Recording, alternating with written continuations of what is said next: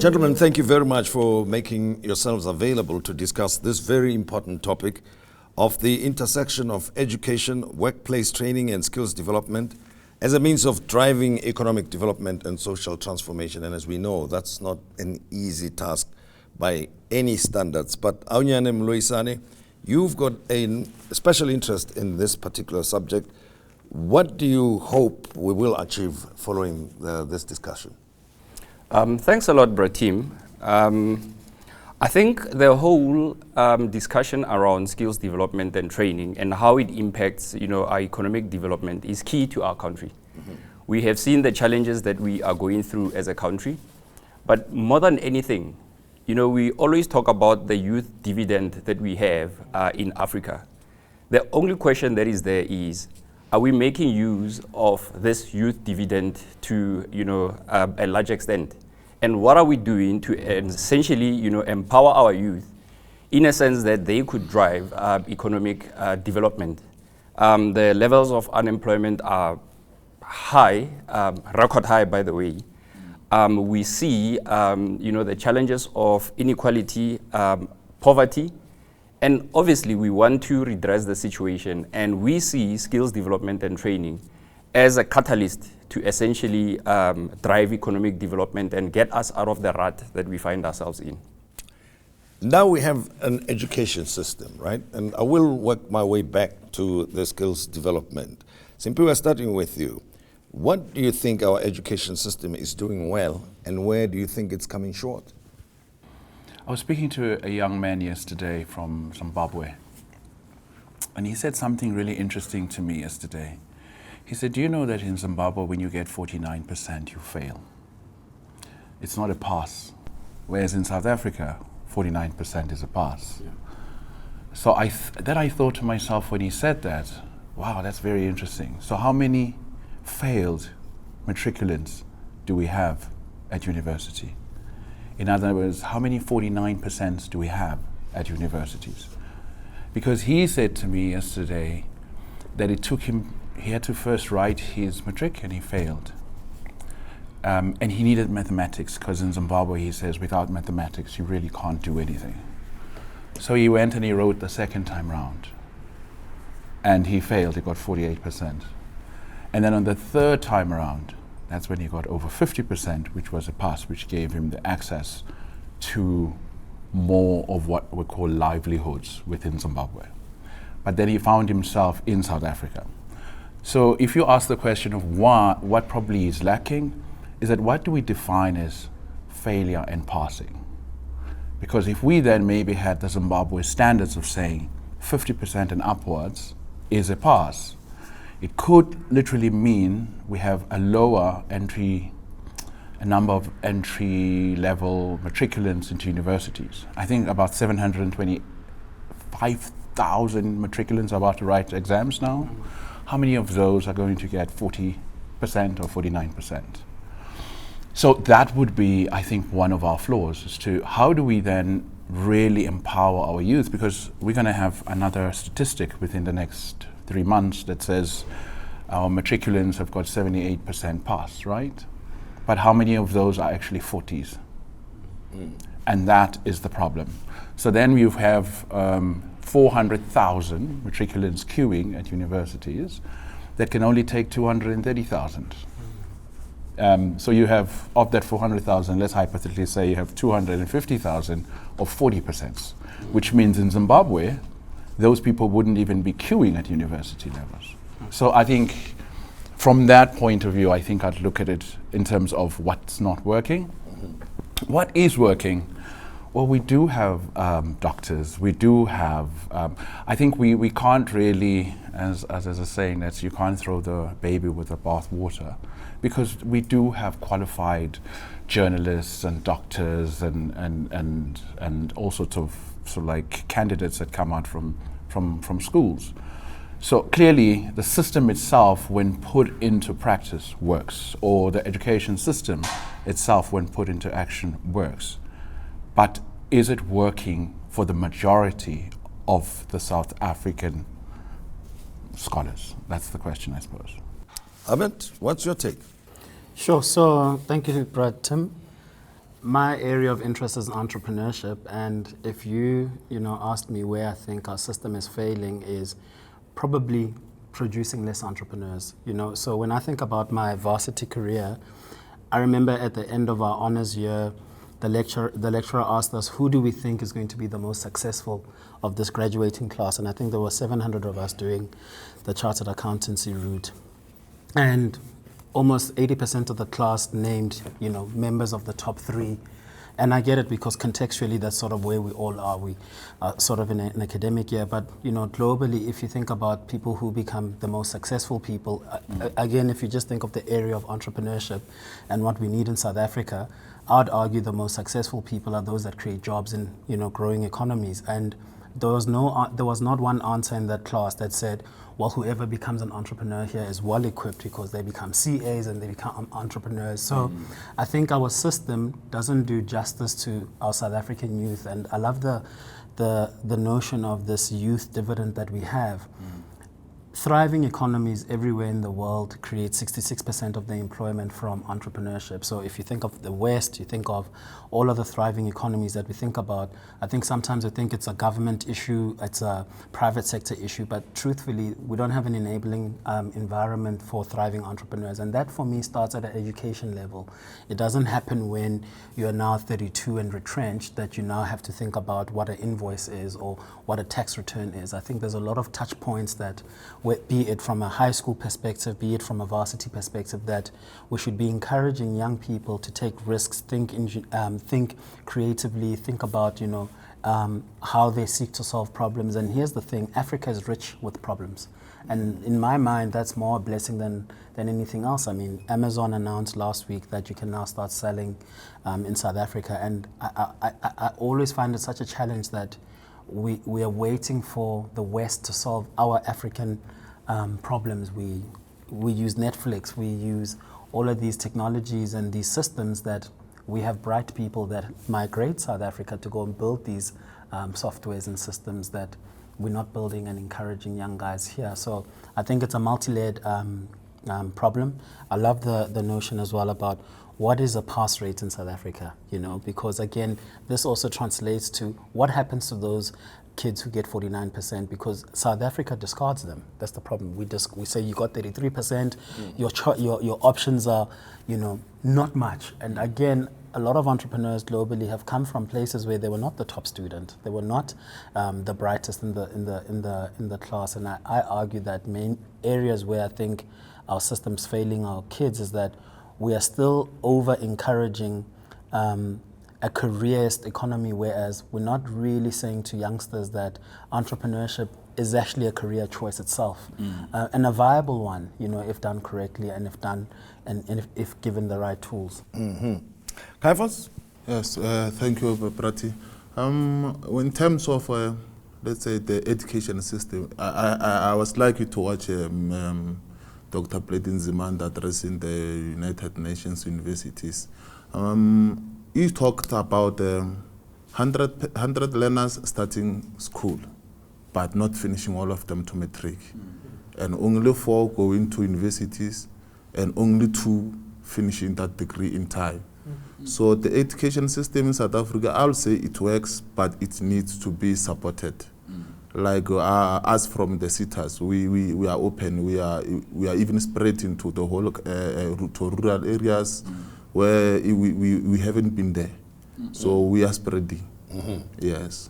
Well, I mean, listening to the comments, right? Besides talking specifically to the education system itself, I think the idea or the sense I'm getting is that we need a mind shift of sorts to happen in South Africa. I mean, you highlighted the question of problem solving, real life problem solving. I can imagine if that were part of the education system, that look around you. The reason you are studying towards something is for you to, in order for you to solve a problem at some point, and stuff like, what is it, critical thinking would be one of those things. So when you are confronted by or with a situation, you can think it through. And also this big picture type of thinking, which leads me to the second question, because this is what we're attempting to do, right? Where we have to look at a situation and say, what are some of the biggest gaps in getting relevant education and training to people who need it the most? I think that's part of the big picture thinking that I'm talking about. From your position, where do you see the gaps, Aunyana? So I think one of the most critical things is we need to take a step back. We need to take a step back as a country and ask ourselves, why do we have this education system that we have in place, right? Mm-hmm. Right now we're talking about the intersection of education as well as economic development. Mm.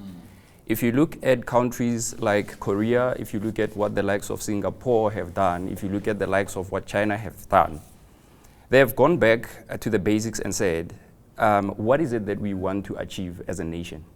Where do we see ourselves going? Mm. And based on that, they then went and rejigged their education system to be able to produce, the type of a learner or the type of a person that would ultimately add value and also, propel the vision that they had in terms of where they would want to go as a country. I think, and I speak tongue-in-cheek here, if you've ever seen an economic blueprint in South Africa, you're very fortunate. It is my sense that until such a time, we have a clear economic blueprint that says we as a country would like to see ourselves here in the next 10 to 30 years. Then we would be in a proper position to then go back and say, how then do we contort our education system to be able to churn out people who would actually drive that particular change? And that's how I view things. Yeah, well, Simphiwe?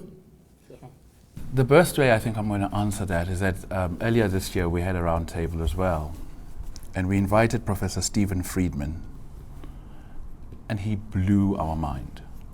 I mean, he literally, we were sitting there, it was the heads of Coca-Cola, Cell C, Standard Bank, Old Mutual, and he said, the first thing you've got to look at why the systems will never work that we are working in is because it was designed for a white minority. And so what you've got is that you've got this black majority trying to fit in this little tiny hole designed for white minority. So how that is happening is that it's like a boys' club. He says what happened was at the break of apartheid, the white leadership of the time went to the black leadership and said, we will give you this much of the economy. And that's how BE came and all these policies and laws. Sure. But what happened was the structure of the country, of the economy, was never broken. It then, this sort of like system that still exists from apartheid days allows certain black people inside the club. And so those people that are allowed in the club, as soon as they get a job, for example, they've made it. As soon as they become the president, they've made it. And so what the system does is that it irks out and still destroys the majority of the South Africans and doesn't really give economic upliftment. So we did the study was looking at why youth unemployment still persists in South Africa. We have the largest youth fund in Africa, the largest in terms of youth employment ability. And he said it's because we're looking at it incorrectly. We should be looking to build livelihoods and not create jobs. South Africa does not allow us to create jobs for youth anymore. If you go to deep rural Limpopo, there's a lady there who's been selling tomatoes in the streets for the last 20 years. Somehow her daughter has gone to university. How do you think she's making that money, that living? That is livelihoods. So all you've got to do for the youth is create opportunities for them to create their own livelihood so that they can bring their own income instead of you trying to create jobs, because the system doesn't allow them in because of the boys' club. Does that make sense? It does, but I don't know if I'm... It does make sense, but it also raises other questions. That's it. For me, if you are in charge of a situation or you are part of it, you can't point fingers all over the place. You've got to, at some point, take the responsibility and say, here we are, we've got a system anyway, and there are people who are running that system. And they are free to change it however way they see fit or as the conditions in the environment demand. I think so. So, because otherwise, it can be an easier thing to say, well, this happened and we can't do much about it. But having said that, the whole point of our discussion is to work towards solutions, right, as we share ideas. And to you, Caiphus, how do you think the needs of unemployed or underemployed people can be addressed in a meaningful way? As much as the education system is still it needs to be rethinked again.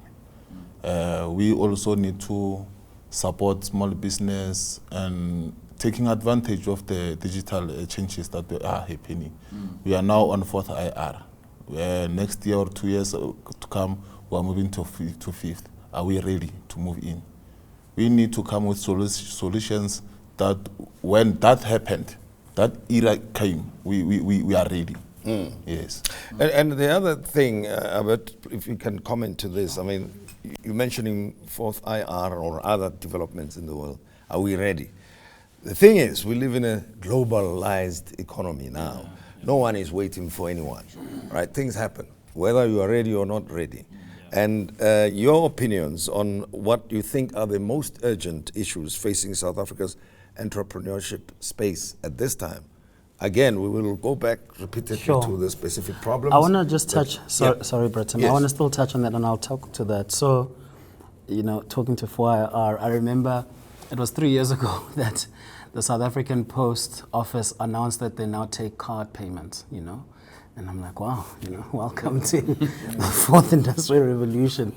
But the point I'm making about the skills development is that we also have to agree that what we term education, the word education, is not in South Africa a global term because, you know, we still in South Africa have an issue in terms of, you know, you mentioned that we have an issue with young people not being able to actually get into corporate and into workplaces because South Africa still says, where is your degree? You know, where is your 4-year degree with your honors, with your masters?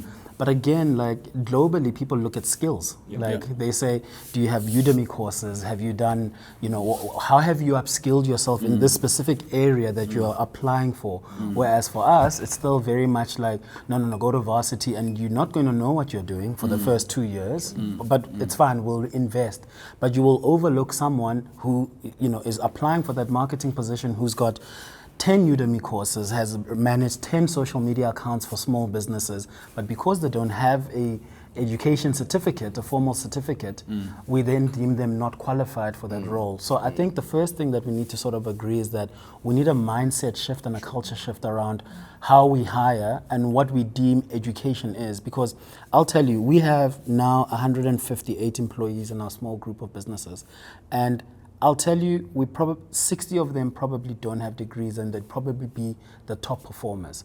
And these are people that the system would have overlooked purely because they just don't have the entry required level from a qualification perspective. However, when I looked at their CVs and the things that they've done, I'm like, these guys are skilled. They possess exactly what I need, more so than the people who are applying with relevant degrees, because a lot of those guys don't have experience. They've gone on to study this thing, but they've never actually put into practice. Because truthfully, what you study at school and what you actually end up doing as a job are also unrelated, like for a lot of degrees. Now, I'm not saying that we must go and get, you know, doctors from the ones we've been seeing trending on social media. I think those we need some degrees. Well, they are the ones who understand better than most. You know, but I think the point I'm making is that we as corporates and government as well, we need a shift in mindset to say, there's a lot of youth unemployed people who are extremely skilled. And also we need to start encouraging people that a 3-year degree doesn't trump a 1-year course from Harvard learning how to do digital marketing. Like, it just depends how you plan to deploy that skill set. And again, I love the question, the notion that South Africa shouldn't be creating jobs, it should be creating livelihoods. I think to build on that, for me, I'd say South Africa shouldn't be looking at qualifications, more so equipping people with skills. And skills are more multifaceted than the 20 degrees you can study at a varsity. And maybe just to chip in there, Bratim, I think what you're saying resonates quite a bit with me. I mean, we have seen a movement of a lot of companies in South Africa that are hiring matriculants with no degree, no diploma, bringing them in-house, giving them a skill, a tangible skill that they can walk away with and actually add value in any system that they find themselves in. But over and above that, I think we have done ourselves a disservice as the South African population, and particularly around our education system. I do not see a whole lot of campaigns that are actually propelling young people to look at other vocational, things that they could possibly do in the system. I mean, we have a whole lot of TVETs around the country. We know not everyone is university material, but there are other things, that you could possibly invest in. I mean, at some point in your house, your pump is bound to break. You'll need a plumber. Those guys charge an hour. I mean, they make quite a good living. But not everyone is encouraged to go through, that route or even explore that particular route, because those are guys who have skills. These are guys that are not going to wait for an Aunyana or a Caiphus or a Simphiwe to come and hire them. They can create employment. They can drive the economy. So those are certain things that we need to start, putting to the fore and saying there are other avenues. We do not necessarily have to all go through the academic route, but we need to explore the length and breadth of what this term education means.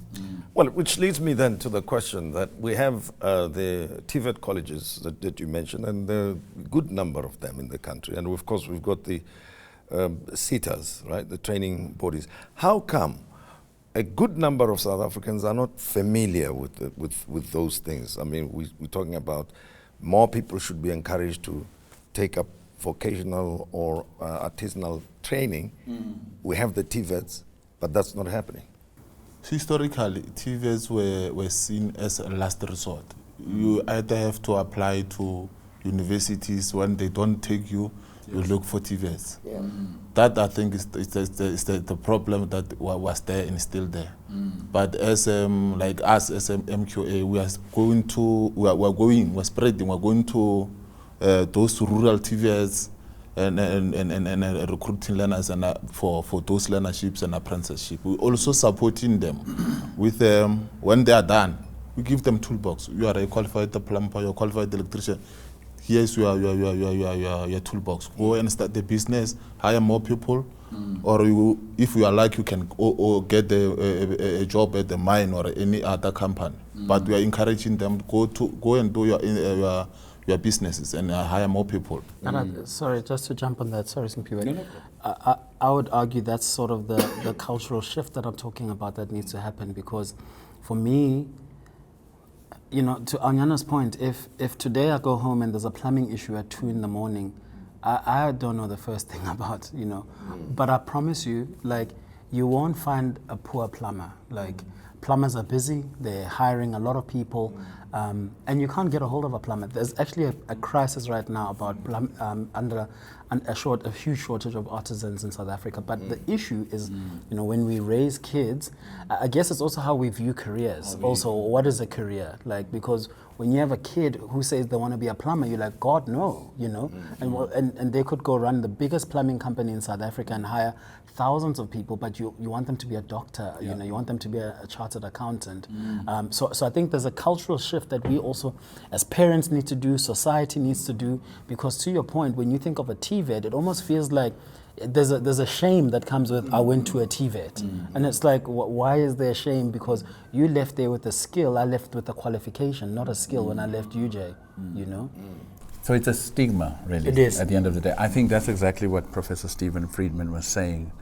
And this is what really the boys' club he was talking about really is about, how the majority of South Africans are trying to fit in this little tiny hole that really runs the economy, right? So as soon as you get a job, you already are part of that little tiny economy. So now there are these 90% of South Africans that are creating employment. And he says, do you know what stimulates the economy? What are those grants that the young girls get when they were pregnant? Social grants, pregnant, yeah. they're called social grants. But when you get pregnant and you have a child, but and then you get that little 300 and 700, 400 rand.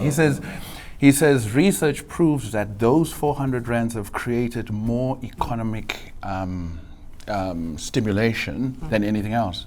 Because those girls that are living in that township with that 350 rand take that 350 rand that they get from government because of the child, and they buy Pampers, they buy oranges, they buy things, and then they sell them to the miners, to the people that are walking. So if you're walking, for example, if you go to Builders today, you'll find people at Builders there. One of those mothers that's sitting there is actually getting a grant for 400 rand that comes from the child, and that's how she's stimulating that economy. You're talking about plumbers that are busy, that are not. If you go to Builder's Warehouse, I had a plumbing problem. I went there, I found a plumber. That plumber, when he's hungry, guess where he goes? To this lady who got the 400 rand. So the stimulation of the economy is right there in front of us. And he says, because of stigma, we haven't been primed to look at that as economic stimulation. Economic stimulation to us is getting a job, having an office in Sandton, blah, blah, blah, blah. The guy that's got a barber shop in township, I still cut my hair in the township. You know, it cost me 20 rand, I pay 50 rand. It's still good for me to go to the township. I mean, I don't know, I still wash my car in the township. It cost 80 rand, I pay 100 rand. You know what I mean? Because that's what I'm used to. But those jobs and those guys that are creating livelihoods, if you go to a township barber, there's like 6 people cutting your hair there. If you go to a township Chisanyama, there's 5 people that have got jobs there. If you go to a township car wash, there's 8 guys washing cars. Those are economic stimulations, but those jobs are not considered part of the economy, and those guys are living without actually being provided jobs for. If you go to their houses, they've got the biggest TVs that you've got, they've got the biggest couches that you've got. How do they make that? Well, I take the point, but still, you know, we need skills development for, again, the evolving economy, as we've seen in our own lifetimes. And again, in that context, the global context, that certain skills, we need to acquire them. You mentioned the 4th industrial revolution, moving to the 5th, artificial intelligence and so on. The training programs that we need to have, those people may do the things that you've mentioned, but there are certain skills they may not possess, on how to look after their books and apply for tax compliance, etc., etc. Now, have we, as a country, including corporate South Africa, moved the needle substantially when it comes to skills development or training programs? Look, we have to a certain extent, Tim. However, you know, there are gremlins in the system. I'll give you an example. I wrote an article about 4 months back when I was talking about the whole issues around learnerships, because that is one of the vehicles that has been used in the country to try and, you know, give our youth some sort of a skill. We find other corporates that, you know, they just do it as what I would term malicious compliance, because after you've done it, you get your BEE points, but no one actually cares or, you know, gives that much attention to say, is this person going to go out of the system with a certain skill?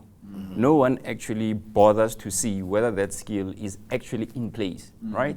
And then there are those who actually understand the essence of some of these things as corporates, who will go to lengths and breadths to make sure that by a time someone exits, you know, their learnership system, they really have a skill, to a point where they would even absorb them and hire them.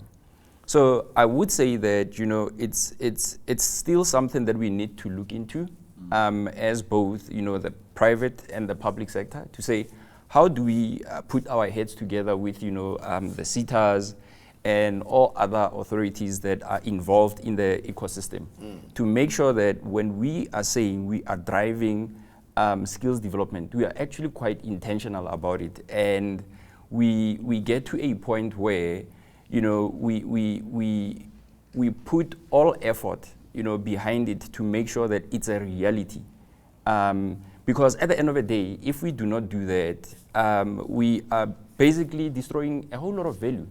And not only value, but we are destroying these young people because some of them end up being,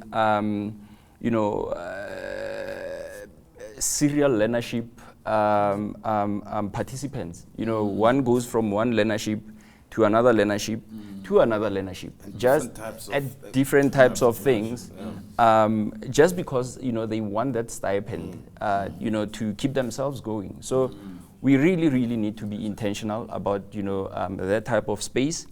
But also, I think as corporates, there's so much that we could do. We actually realize that there isn't a whole lot of opportunities for people to go to university. Why do we not get into the mode that other corporates have gotten into to say, let's invest in taking some of these young people with matrics. Let's expose them to what it is that we do, and let's see what type of skills we can inculcate into them and input, so that in the longer term, these people can meaningfully play in the economy of the country. Sure. But sorry, gentlemen, but I think that the economy does provide enough. I think we're sitting with a chartered accountant here. Yeah. He's a chartered accountant, right? It comes from the system, right? And he's now teaching young entrepreneurs, right? So he's come out of the system and said, okay, I'm going to provide this education. The challenge is the boys' club is too small for what we're really getting out of the universities. For example, if we're getting 4,000 chartered accountants, but the boys' club can only accommodate 200, the other 3,800 or so are stuck. And the problem is now they're so stuck that they have to take another learnership. It's because it provides a bit of, it's not even about the learnership anymore, it's about them getting the stipend. So then they go and have another degree because they haven't gotten a job. So this didn't work, let me have another degree. So now I go and have another degree. And when I get there, again, the boys' club doesn't allow, So now we've got 4,000 again for medicine, but I can only accommodate 200. But Simphiwe, let me bring Abed in here, because I think he's trying to change from what I heard him say earlier on. He's changing exactly what you're saying when you spoke about the cultural shift that needs to happen. Yeah. And with the efforts that you are making, hopefully there are many other people like yourself out there, more and more people are taking up your approach to this thing. Are you seeing the cultural shift that you mentioned when it comes to entrepreneurship? Because from where I'm sitting, my sense is that entrepreneurial people are self-motivated. It's not a systemic thing. It's not. They don't come from the system generally. It's just their personal attitude and maybe some talents and whatever backgrounds they may have. But generally, but in the main, it's not a mainstream thing in South Africa to say, I want to be an entrepreneur. It's something that comes from within, and it's a few individuals. But tell me about your experience. So a couple of years ago, I started a business called Tutor Me that Aunyana acquired. So that business was is still an education technology business. And we got a trip to go to Finland with a program that Investec was running. And it was so fascinating. We went to a hub that was a government-sponsored hub. A lot of the incubation hubs there are actually government-led. The population in Finland is 5 million. So one of the requirements for you to get into this hub is that there's a grant, but you only get your grant as a small business if within 3 months your business is launched globally. That's the condition that you get the grant. So in 3 months, if you have not managed to get this business to a point where you've linked DHL, you're selling globally, you don't get a grant. You see, that's a very different leader that thinks about their country and their vision, to say, we are only 5 million people here. Our economy cannot be sustained by 5 million people buying and selling to one another. We need to create entrepreneurs and systems that go on to go. The largest lift company, Otis, comes from, all the lifts in all buildings comes from Finland. So the game that everyone loved a couple of years ago, Angry Birds, comes from Finland. Again, it's that type of thinking that stimulates to say, we can't, as an economy, grow if we're looking to say, Jabu must buy from Peter, Peter must buy from Jabu again. Like, we have to, and I love the point Aunyana made, because it trickles down to entrepreneurship. Because if we as a country haven't set ourselves a vision to say, what are we offering the world? Are we going to be a manufacturing hub? Are we going to be a hub for financial services? I mean, SAICA is producing the #1 rated chartered accounting designation across the world, like voted across the world. But how many South Africans have started banks globally? How many South Africans have started, fintech businesses that are global? Yet we are producing the #1 proficient people to do that in the world. So I think the issue around, how do you stimulate entrepreneurship is also around how do you get leaders that are having a set vision for the country, and it trickles down, because you're not going to have an enabling entrepreneurial activity at the bottom when the top is not looking at the country in that way. So you're absolutely right in the sense that entrepreneurs are definitely trying. They thinking, with a lot of imagination, ingenuity. How do they change the narrative? But the problem is that the economy doesn't support South African SMMEs, and you cannot build a sustainable economy without starting to think, how do we export skills? And if you're not thinking about exporting skills, you're always going to be a cost center, and cost centers don't generate income. And that's exactly the issue that South Africa is. We're a cost center. We pay grants. We're not thinking about how do we actually create an economy that we produce Ford cars here. We produce a car that is exported globally. We don't support entrepreneurs, unfortunately, in the country. Annually, you go to DFIs with money going back to, Treasury because they didn't deploy. We don't take risks. There's no venture capital. There's no. So I think that again, the problem around skills development for me, from an entrepreneurial lens, anyways, is very multi-layered, because we're not producing skills that become global, because we're not encouraging young people to think globally. Yeah, well, and it's concerning that we agree that we don't have a vision. But I know we've spoken about a vision in the South African context called National Development Plan. But it's because it's not really being spoken about or promoted, simply because it's not being implemented, parts of it. If, one must say, because that's really the truth. If it was being implemented, then we would be able to measure some of these things against what the National Development Plan is saying. But having identified the problems and also seeing the opportunities where we see them, how can we generate a public-private partnership type approach to resolving the issue of skills and training amongst the population, particularly when it comes to the substantial number of young South Africans who are unemployed, or in some cases unemployable, as we've been told. I want to start with you, Caiphus. Just give me your broad picture sense that if it were left to me, this is what I will do. As my colleague here has said, about the learnerships and everything. We have big companies here, small and others. They are not open to take all those matriculants for training and anything. We're talking about workplace accreditation and what. Most of the companies, they are not accredited.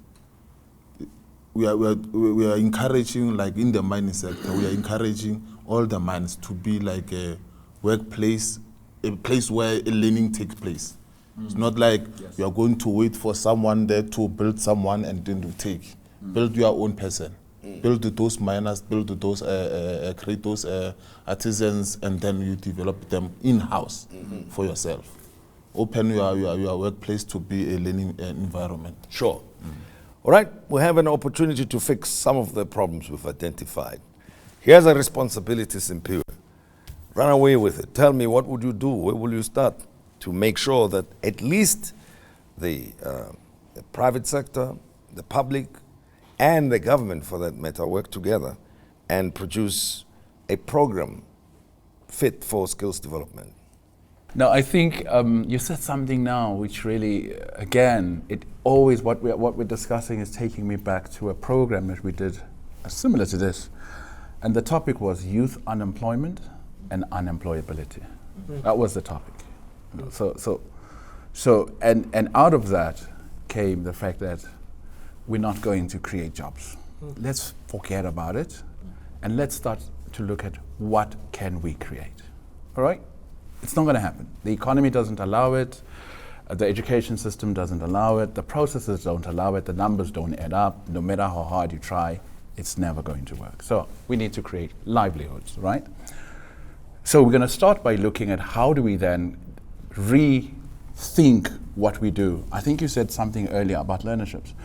I work in the corporate social responsibility space, and in that space we have a number of corporates that are funding learnerships. So I won't mention their names just to protect them, because what I'm about to say might be controversial.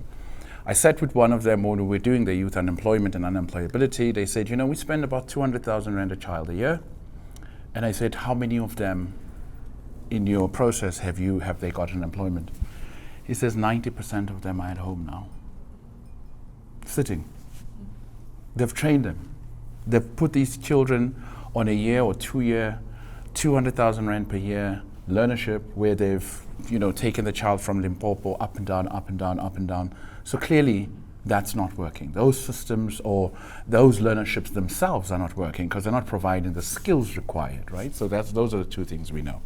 So we need to go back to the table and say, what and then do we need to do to create livelihoods, opportunities for what do you like to do? Oh, you like to do that.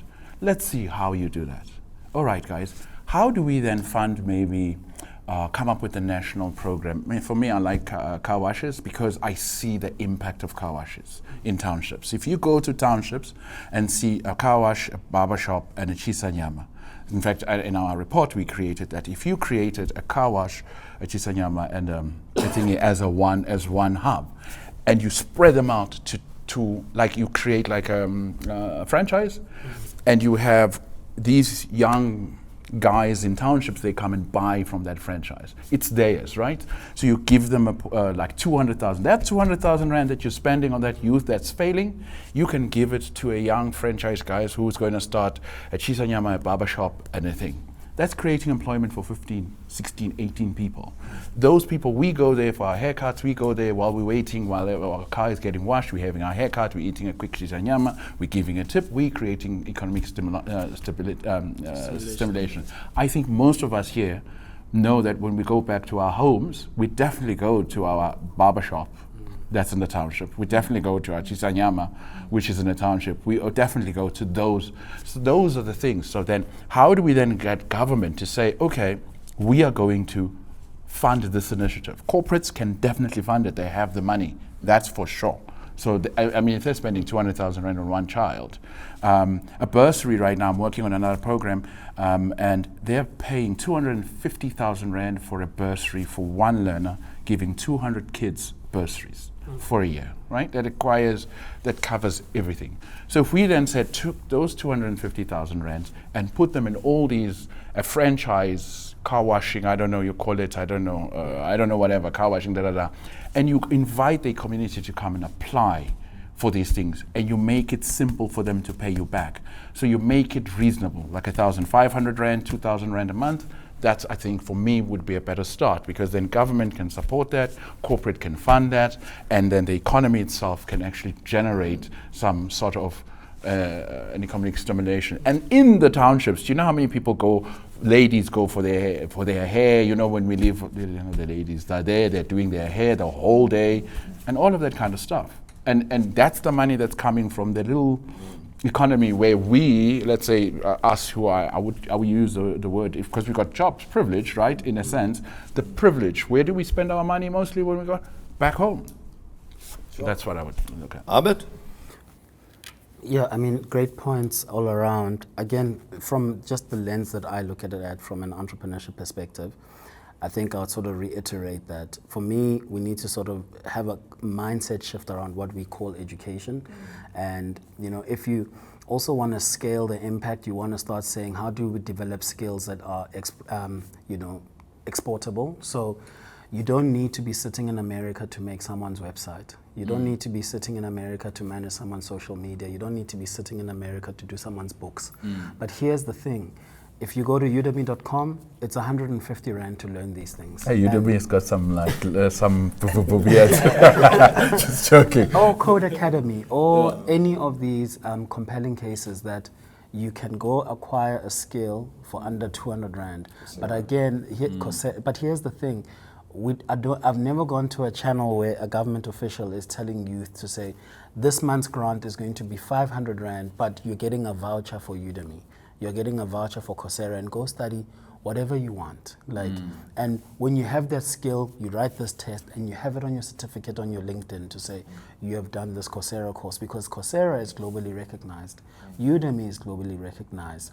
And we're not doing enough of that. And again, we also need to encourage corporates to say, someone who's got 300 hours of Coursera knowledge knows a lot. A lot. They can come in, they can already tell you, you're looking at your strategy wrong for, social media. Here's what I've learned, and here's real life examples that I've done. So I think there's a culture shift that needs to change in terms of what education is, and also recognizing that 200,000 divided by 200 Rand is a lot of impact. Giving that to go literally say, you're sitting at home, internet is widely accessible, you are on WhatsApp. We can go to the telecoms and say, let us make the Coursera's and the Udemy's free to access if you have this voucher. So there's a lot of ways that you can skin the cat to sort of skill people. So I think for me, the skills is the one thing.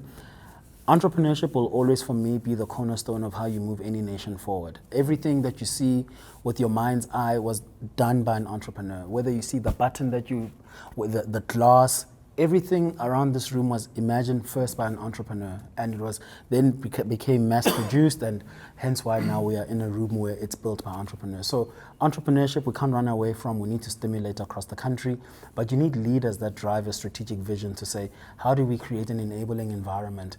In Kenya, it's 2 hours to start a company, literally from bank to registration. South Africa is still 3 days, and globally that's probably number 100. It's not an enabling environment in South Africa to be able to actually start business and get support. So I would say those are the 2 areas. If our president tomorrow, I would literally key focus areas for me would be, what is our vision as a country? How do we start thinking about exporting skills? What are those skills to export, and how do we support entrepreneurs in those fields? Aunyana, we are concluding now. If you had to put together an industry best practice document for skills development, right, and capacity building, what would be on it? Because at a certain point, we're talking as individuals, separate ideas from different sectors. I'm trying to work us to a common understanding. Is it necessary, though, for that matter, to have a common document that we can use as a reference when we discuss these things of skills development and capacity building? Look, Bratim, to a certain extent, it's quite critical because we have to have some sort of a blueprint of what good looks like, if I might put it that way. But I would like to take a step back and say one of the things that is going to drive a change in the country is if we reimagine the whole notion of education, skills development, and training as a whole. There was a noble idea that was tried out in one of the provinces that they dubbed multi-certification. Essentially what it meant is that you take a child through school, by the time they get to matric, they have your academic matric, but they also have another skill that is not linked to that matric that they could use going out there. Whether it's programming, whether it's plumbing, whether it's whatever. But the notion behind the idea was that by the time someone exits the education system, and by the way, matric is not the exit. In terms of our Schools Act, once you're at grade 9, you can exit and do whatever else, right? But their thinking was that by the time you get to matric, when you exit at matric, over and above, that certificate, because that certificate is the one that, gives you access into, some sort of employment, pursuing your academic route. But coupled with that, you need to have something that is tangible, a skill that is tangible, that says, if I cannot have any other opportunity, I can rely on this particular skill to make sure that I can make a livelihood for myself. And other people have also, backed up the thinking that said, we need to infuse the whole entrepreneurial thinking in our education system. We need to teach our kids to say, not everything should be done for you. You can do it yourself. And you can commercialize it and monetize it and make sure that, you are in a position to sell it to someone and derive some sort of economic benefit. Whether it's your time, whether it's something that you're selling, you need to be creative, right? So for me, those are certain things that I think we need to look at as a starting point to say, before we look at an industry-specific blueprint, what then do we do, in the 12 years that someone finds themselves in an education system?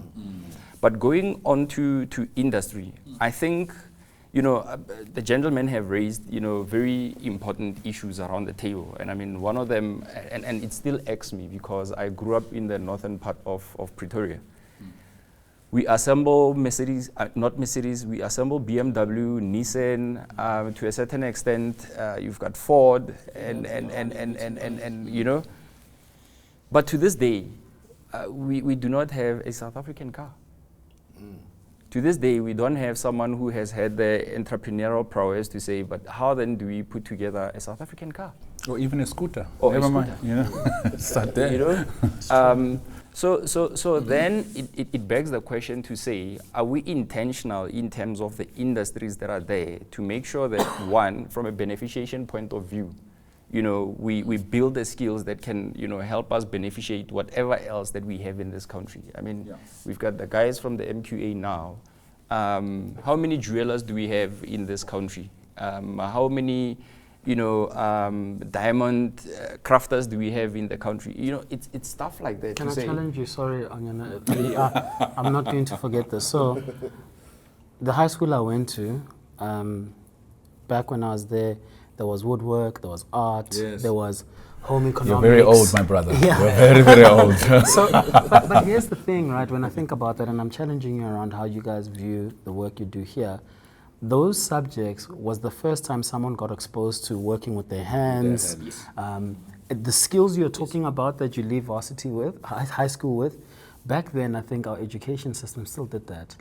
But something happened along the way where we thought, these aren't important. I mean, who needs to eat anyways? Why are we teaching people home economics? Or who needs to build? Why do we need to teach them about wood or bridges? Let's stop all of that. So my challenge and what you're saying is that, but are you looking at it at the same lens to say we also need to look at our education and say we need to reintroduce some of these things that we've now said TVET colleges must sort out? I'm all for that, and that's why I'm saying I support the whole notion of multi-certification, whether it's certificated or not. But you come out with a certain skill.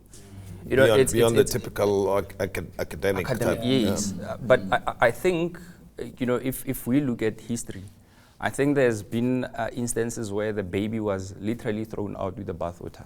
I mean, we sit in a country, just to make an example, where there's issues around hunger and undernourishment. When we were in school, subsistence farming was one of those things that they taught you. To say you need to have a garden. You're old, my brother. Sorry. And those things were life skills.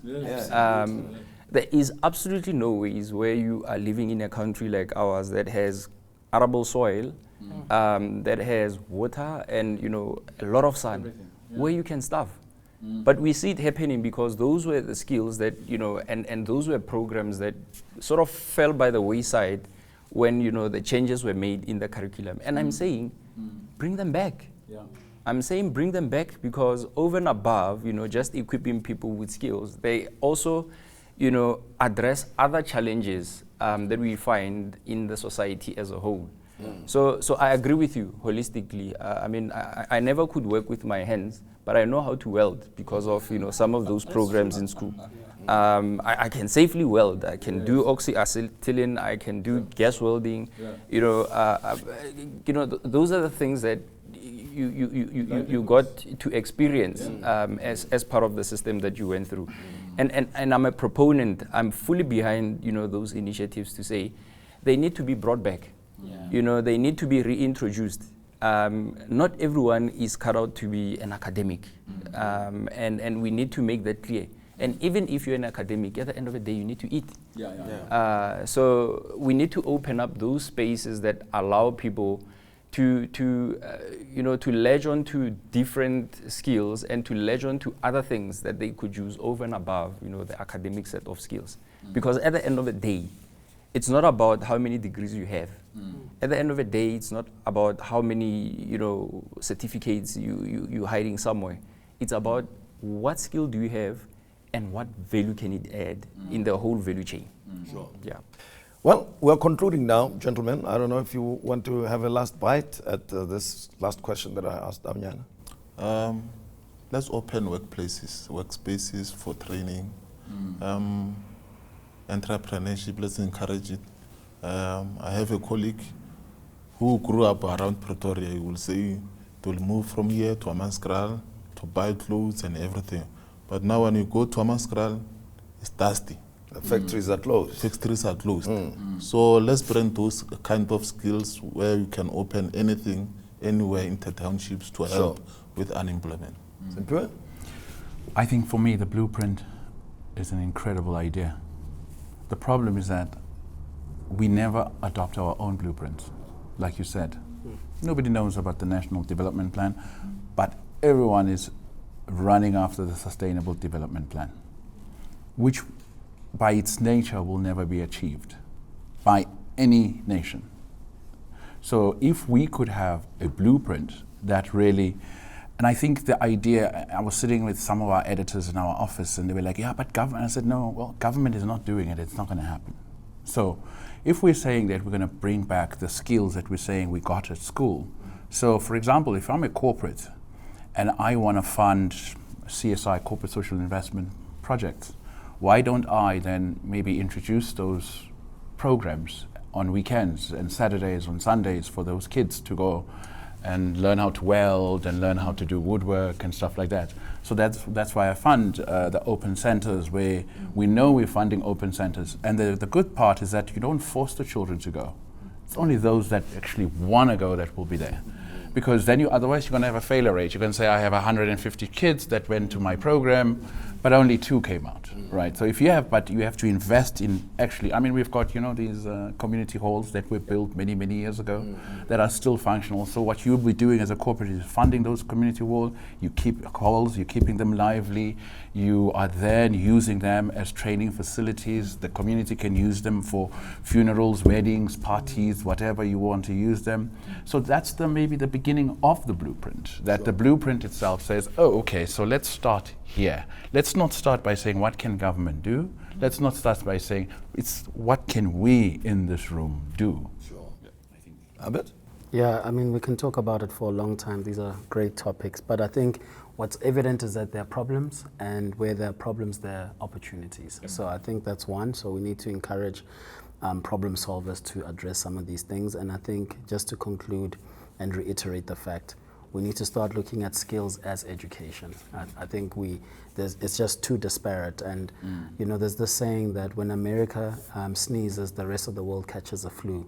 And I think America sneezed 20 years ago around skills development, and we are still yet to catch this flu because we are still looking for qualifications. Well, and you could add China, for instance. Absolutely. You add Vietnam, for Absolutely. instance. I mean, India, they've gone through serious problems, some of them wars for that matter, that lasted many, many years. And fortunately in South Africa we can talk. For now. I think what we need to do then is to move from being able to talk, which we do most of, and then act. So we've reached that point now, and I would like to thank you for exploring this topic and looking at the intersection of education, workplace training and skills development as a means of driving economic development and social transformation.